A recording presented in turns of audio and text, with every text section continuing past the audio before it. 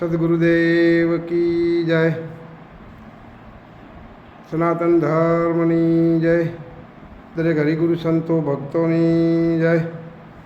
તો મારા વાલા ભાવિક ભક્તો સંતોને સમદાસના અંતરના ઊંડાણથી શ્વાસે શ્વાસે જય ગુરુ મહારાજ. આજે આપની સમક્ષ આપ મારા ઘણા બધા વિડીયો જુઓ છો આપણી ચેનલમાં. જે કંઈ પીરસું છું એ આપ સર્વેની દયાથી પીરસું છું. આમાં કંઈ મારું તમારું છે નહીં. આજુ અનાદિ સંતોના શબ્દો છે. તમે કે એવું જે કંઈ બોલે મારું તમારું છે નહીં. આજુ અનાદિ સંતોના શબ્દો હેડ્યાવે છે એને આપણે બોલીએ છીએ. એટલે એનું તમને કે મને અભિમાન કે ગૌરવ પણ ન હોવું જોઈએ કે હું કેવું બોલું છું, કેવું ગાઉં છું. સાહેબ તમને કે મને અભિમાન એનું આવી જાય ને તો સાહેબ આપણે સંતો શું પણ ભક્તિને લાયક કે ભગતને લાયક આપણે ના કહેવાય. તો આજે એક મને વાક્ય યાદ આવે છે, હવા. બધા કહેતા કે હવા કાઢી નાખો.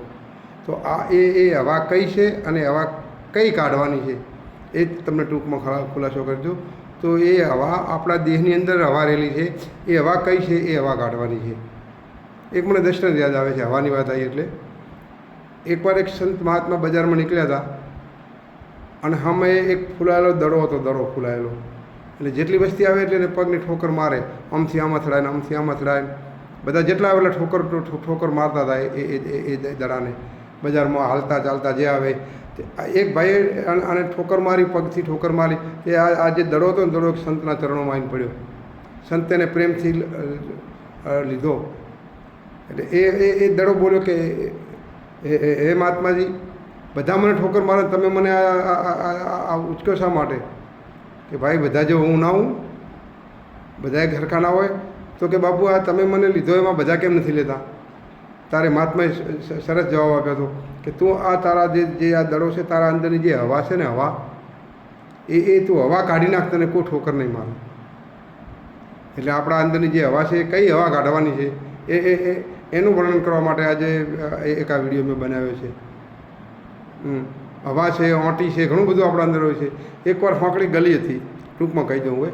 એક સાંકડી ગલી હતી ને આ બાજુથી પવને પ્રવેશ કર્યો અને આ બાજુથી આંધીએ પ્રવેશ કર્યો. આ બાજુથી આંધીએ પ્રવેશ કર્યો અને આ બાજુથી પવને પ્રવેશ કર્યો. પવનને આંધી બે સાંકડી ગલી હતી, લાંબી ગલી છે.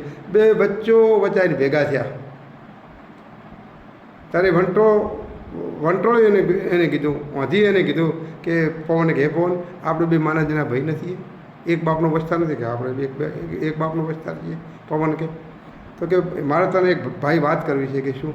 કે મારું વાલું હું જ્યારે નીકળું છું ત્યારે લોકો કોના આડા હાથ, આંખા આડા હાથ કરે, કોના આડા હાથ કરે, મોઢા આડા હાથ કરે, આ લુગડું બાંધે, મને ભાઈને બધા ઓઢી નાખે.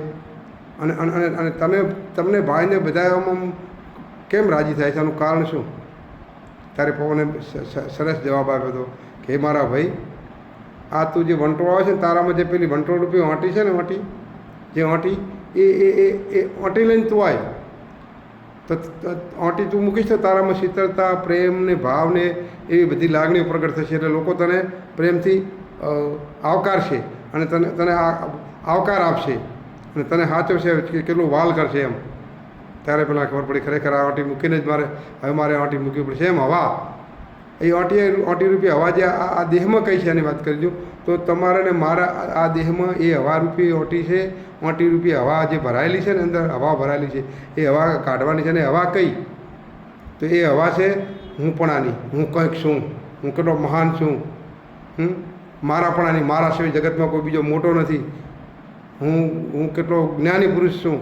આવા જે મનમાં આપણામાં વહેમ છે ને, હુંપણાના, મારાપણાના, આ અજ્ઞાનરૂપી જે મેં ભરેલું છે ને, એ અજ્ઞાનરૂપી આપણામાં હવા જે ભરેલી છે ને એ હવા કાઢવાની છે. એકબીજાના કાસડા કરતા હો છો, એ કાસડા રૂપી હવા કાઢવાના.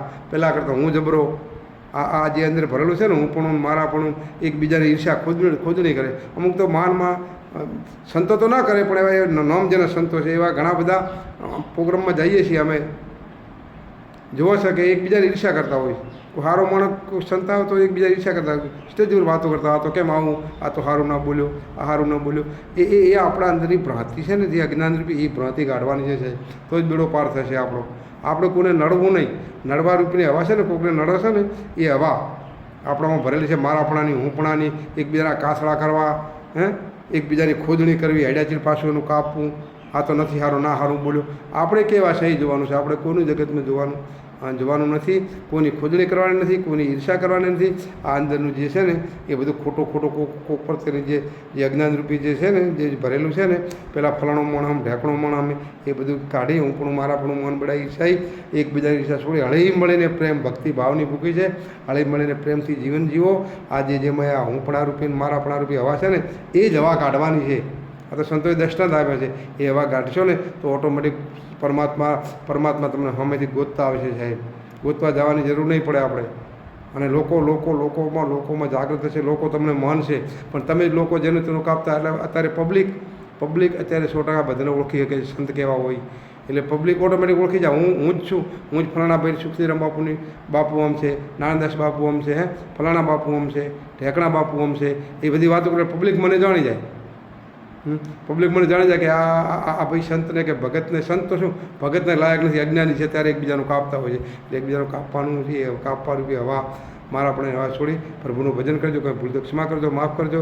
આ સંતોના શબ્દો છે. આટલું કોઈ મારી વાણી વિરામ આપું છું. સદગુરુદેવ કી જય.